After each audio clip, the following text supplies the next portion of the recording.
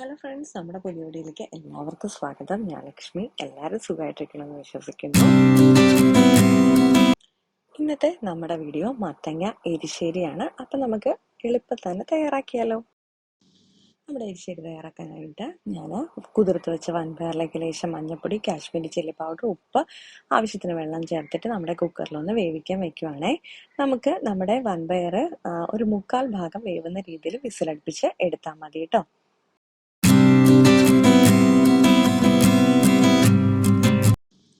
ഇപ്പം നമ്മുടെ വൻപയറൊക്കെ 1/4 ഭാഗം വെന്ത് വന്നിട്ടുണ്ട്. നമുക്ക് ഇതിലേക്ക് നമ്മുടെ എരിശ്ശേരിക്കുള്ള മത്തങ്ങയും കൂടെ ചേർത്ത് കൊടുത്തതിന് ശേഷം ഒരു വിസിലും കൂടെ അടുപ്പിച്ചെടുക്കണം. അപ്പം അതുകൊണ്ടാണ് നമ്മൾ വൻപയർ വേവിക്കുന്ന സമയത്ത് ആദ്യം വിസിലടുപ്പിക്കുമ്പോൾ 1/4 ഭാഗത്തോളം നമ്മുടെ വൻപയർ വെന്താൽ മതി എന്ന് പറയുന്നത്. ഇനി ഇത് ഒരു വിസിലും കൂടെ അടുപ്പിച്ചെടുത്താൽ മതി.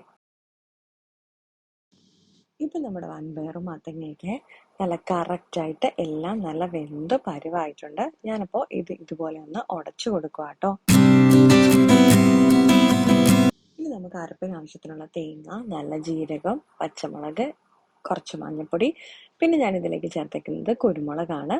അതും കൂടി ചേർത്ത് നന്നായിട്ടൊന്ന് അരച്ചെടുക്കണം.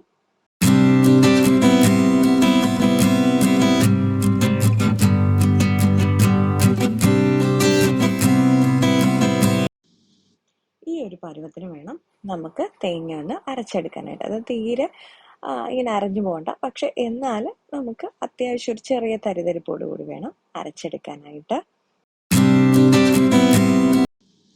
നമുക്കിത് നമ്മുടെ അരപ്പ് മത്തങ്ങ എരിശ്ശേരിക്കകത്തോട്ട് ചേർത്ത് കൊടുക്കാം. എന്നിട്ട് നമുക്ക് ലോ ഫ്ലെയിമിലിട്ട് നന്നായിട്ട് നമ്മുടെ തേങ്ങയുടെ പച്ചമണം മാറും വരെ ഒന്ന് ഇതുപോലെ ഒന്ന് ചൂടാക്കി എടുക്കണം. തിളച്ചൊന്നും വരണ്ട, പക്ഷെ ഒന്ന് എല്ലാത്തിൻ്റെയും പച്ചമണം ഒന്ന് മാറി വരണം.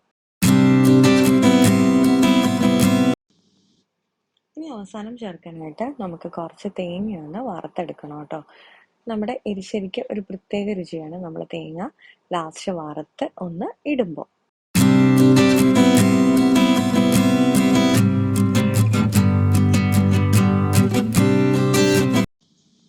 ഇപ്പം നമ്മുടെ തീയൊക്കെ ഓഫ് ചെയ്തിട്ട് ഞാൻ ഇതിലേക്ക് നമ്മൾ വറുത്ത തേങ്ങയും അതുപോലെ തന്നെ കടുക് താളിച്ചതും കൂടെ ചേർത്തിട്ടുണ്ട്.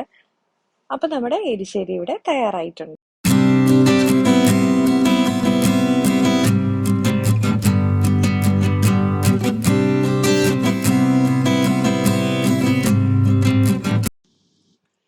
ഇന്നത്തെ നമ്മുടെ മത്തങ്ങ എരിശ്ശേരി വളരെ എളുപ്പത്തിൽ തന്നെ തയ്യാറാക്കാം. അപ്പോൾ എല്ലാവർക്കും ഇഷ്ടപ്പെട്ടിട്ടുണ്ടെങ്കിൽ തീർച്ചയായിട്ടും ഒന്ന് ട്രൈ ചെയ്ത് നോക്കണം. അതുപോലെ തന്നെ ഫീഡ്ബാക്ക് കമൻറ്റ്സ് വഴി അറിയിക്കാനും മറക്കല്ലേ. തീർച്ചയായിട്ടും നമ്മുടെ വീഡിയോ ഇഷ്ടപ്പെട്ടിട്ടുണ്ടെങ്കിൽ ലൈക്ക് ചെയ്യാനും ഷെയർ ചെയ്യാനും കമൻറ്റ് ചെയ്യാനും സബ്സ്ക്രൈബ് ചെയ്യാനും മറക്കല്ലേ. അടുത്ത വീഡിയോയിൽ കാണാം. നന്ദി, നമസ്കാരം.